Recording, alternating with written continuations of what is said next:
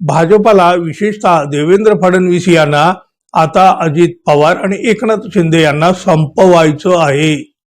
दोघांनी सावध राहावं.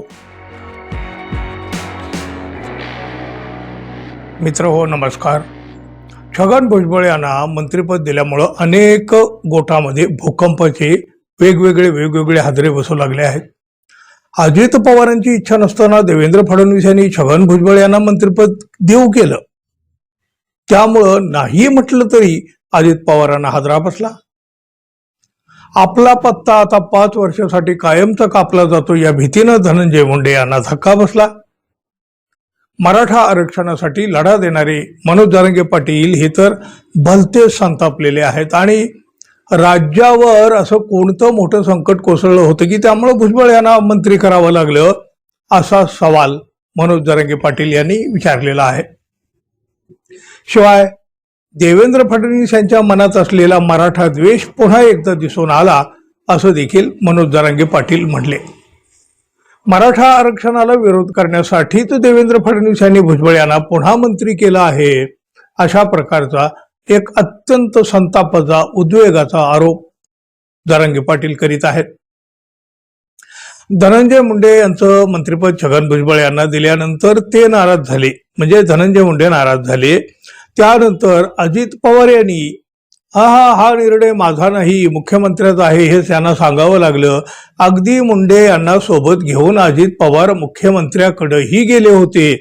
तिथं मीच भुजबळांना मंत्री केलं, हा निर्णय अजित पवारांचा नाही तर माझा आहे, असं सांगितलं गेलं. अशा प्रकारचा दावा सुद्धा मनोज जरांगे पाटील यांनी केला.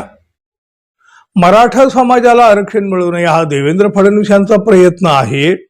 एकनाथ शिंदे, अजित पवार यांचा यात काहीही रोल नाही.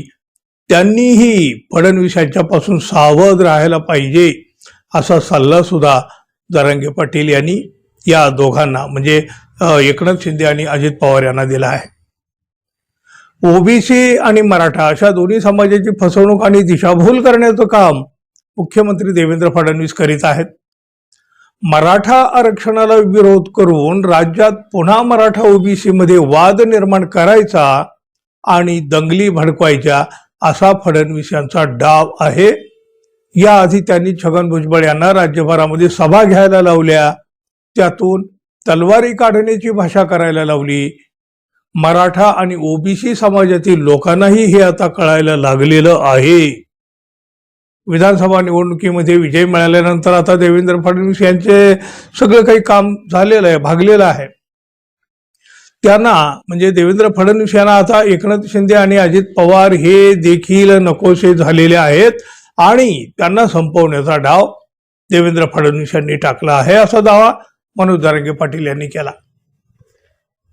बघा, तसं जर बघायला गेलो तर गेल्या 4 महिन्यातलं राजकारणाचं चित्र अगदी तसंच आहे ना हो.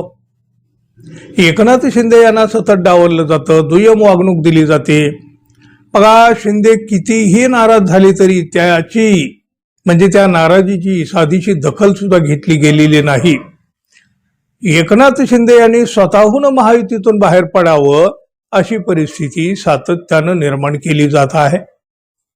अजित पवार यांच्या बाबत ही भाजपचं वागणं अगदी तसंच आहे, पण अजित पवार हे काहीसे चाणाक्ष आहेत, ते हे काही दिसू देत नाहीत. आता इथं म्हणजे महायुतीच्या राजकारणामध्ये तक्रारी करूनही काही उपयोग होणार नाही, हे आता दोघांच्याही लक्षात आलेलं असावं.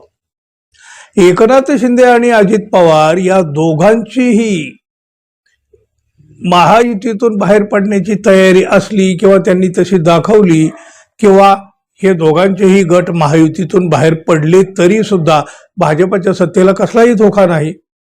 पण शिंदे आणि पवार यांच्या समोर मात्र मोठी आव्हाने उभी राहू शकतात. शिवाय घोटाळ्याच्या झाकून ठेवलेल्या चौकशीच्या सगळ्या फाईल्स पुन्हा वर काढल्या जाऊ शकतात. त्यामुळं या दोघांनाही असं काहीही करता येणार नाही, केलं तर ते त्यांना परवडणार होणार नाही. हे दोन्ही नेते आता काहीही करू शकत नाही याची पुरेपूर जाणीव भाजपाला सुद्धा आहे आणि कदाचित म्हणूनच हे सगळं खोल्याम बिनधास्त सुरू असेल. एकनाथ शिंदे आणि अजित पवार यांना भाजपाकडून मिळत असलेल्या वागणुकीबाबत राज्याच्या राजकारणामध्ये तर चर्चा आधीपासूनच आहेत. गेले 4 महिने हीच चर्चा आहे ना आपल्या राजकारणामध्ये. पण आता मनोज जरांगे पाटील यांनी तर थेट सांगून टाकलं, भाजपाला विशेषतः देवेंद्र फडणवीस यांना आता अजित पवार आणि एकनाथ शिंदे यांना संपवायचं आहे. दोघांनी सावध राहावं. उद्धव ठाकरे शिवसेनेनं देखील आधीच हे सांगितलेलं आहे. त्यामुळं कदाचित भविष्यातील राजकारण अत्यंत धक्कादायक असण्याची शक्यता आहे. पाहूया पुढे काय काय होतंय ते. तोपर्यंत मित्रांनो, आपण आपल्या चॅनलला सबस्क्राईब करावं एवढी माफक अपेक्षा आहे. धन्यवाद. पुन्हा भेटू. तोपर्यंत नमस्कार.